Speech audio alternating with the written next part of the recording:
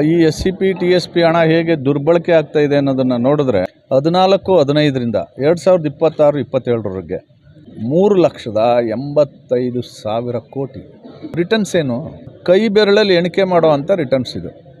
ಈ 5 ಗ್ಯಾರಂಟಿಗಳಿಗೆ SCP TSP ಹಣವನ್ನು 53,000 ಕೋಟಿ ತಗೊಂಡಿದ್ದಾರೆ. ಇಷ್ಟೊಂದು ದೊಡ್ಡ ಪ್ರಮಾಣದ ಹಣ ಎಲ್ಲೋಗ್ತಾ ಇದೆ, ಯಾರ ಕೈಗೆ ಸಿಗ್ತಾ ಇದೆ, ಏನಾಗ್ತಾ ಇದೆ ಅಂತ ಗೊತ್ತಿಲ್ಲ. ಒಂದಷ್ಟು ಸಂಶೋಧನೆ ಮಾಡಿದಾಗ ಗೊತ್ತಾಗಿದ್ದೇನೆಂದರೆ 39 ಇಲಾಖೆಗಳಿಗೆ ಈ ಹಣವನ್ನು ಹರಿದು ಹಂಚ್ತಾರೆ. ಒಂದಷ್ಟು ಬೆನಿಫಿಷಿಯರೀಸ್ನ ಸೆಲೆಕ್ಟ್ ಮಾಡ್ತಾ ಇದ್ದಾರೆ. ಎಲ್ಲ ಇಲಾಖೆಗಳಲ್ಲೂ ಬೆನಿಫಿಷಿಯರಿ ಫಲಾನುಭವಿಗಳೇನೆ. ನಾವು ಫಲಾನುಭವಿಗಳ ಅಂತ ದಲಿತರು. ಈ ವರ್ಷದ 44,000 ಕೋಟಿ ಬಡ್ಜೆಟ್ ಇದೆಯಲ್ಲ, ಇದು ಪ್ರತಿ ವರ್ಷ ಇರ್ತದೆ. ಈ ಹಣವನ್ನು ಇವರ ಆರ್ಥಿಕ ಅಭಿವೃದ್ಧಿಗೆ, ಎಂಪ್ಲಾಯ್ಮೆಂಟ್ ಜನರೇಟ್ ಮಾಡಲಿಕ್ಕೆ, ಮತ್ತು ಶಿಕ್ಷಣ ಕ್ಷೇತ್ರದಲ್ಲಿ ಒಂದು ಹುಡುಗನೂ ನನಗೆ ಸ್ಕಾಲರ್ಶಿಪ್ ಬಂದಿಲ್ಲ ಅಂತ ಹೇಳ್ಬಾರ್ದು.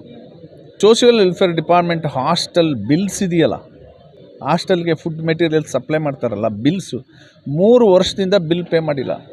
ಹಾಗಾದರೆ ಈ 44,000 ಕೋಟಿ ಎಲ್ಲೋಯ್ತು? ಎಲ್ಲ ಪ್ರಶ್ನೆಗಳಿಗೆ ಉತ್ತರವನ್ನು ಲೆಜಿಸ್ಲೇಚರು ಕಂಡುಕೊಳ್ಳಿಲ್ಲ, ಎಕ್ಸಿಕ್ಯೂಟಿವು ಕಂಡುಕೊಂಡಿಲ್ಲ, ಪೊಲಿಟಿಕಲ್ ಎಕ್ಸಿಕ್ಯೂಟಿವ್ ಕ್ಯಾಬಿನೆಟ್ ಇದೆಯಲ್ಲ ಇದು ಕಂಡುಕೊಂಡಿಲ್ಲ. ಬಾಬಾ ಸಾಹೇಬ್ ಅಂಬೇಡ್ಕರ್ ಹೇಳಿದ್ದೇನೆಂದರೆ, ಯಾವಾಗ ಸರ್ಕಾರಗಳು ನಮ್ಮ ಅಭಿವೃದ್ಧಿ ಮಾಡುವಾಗ ಸೋಲ್ತವೋ ಆಗ ಜನರ ಹತ್ರ ಹೋಗಿ ನೀವು ಅಭಿವೃದ್ಧಿನ ಹೇಗೆ ಮಾಡಬೇಕು, ಯೋಜನೆಗಳನ್ನ ಹೇಗೆ ರೂಪಿಸಬೇಕು ಅನ್ನೋದನ್ನು ನೀವೇ ಹೇಳಿ ಸರ್ಕಾರಕ್ಕೆ ಅಂತ ಸೂಚನೆ ಕೊಟ್ಟಿದ್ದಾರೆ. ಆ ಹಿನ್ನೆಲೆಯಲ್ಲಿ ಇವತ್ತು SC ST TSP ಮೀಸಲು ನಿಧಿ ಸದ್ಬಳಕೆ ಜನಾಂದೋಲನ ಇದು. ದುರ್ಬಳಕೆ ಆಗಿರೋದು ಮುಗಿದೋಗಿದೆ. ಮುಂದೆ ಸದ್ಬಳಕೆ ಹೇಗೆ ಮಾಡಬೇಕು ಅಂತ ಮಾಡಿದ್ದೀವಿ.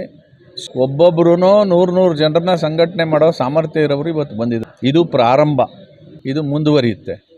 ಅಜಿಟೇಷನ್ ಯಾವಾಗ ಬರುತ್ತೋ ನೋಡೋಣ. ಜೈ ಭೀಮ್. Thank you.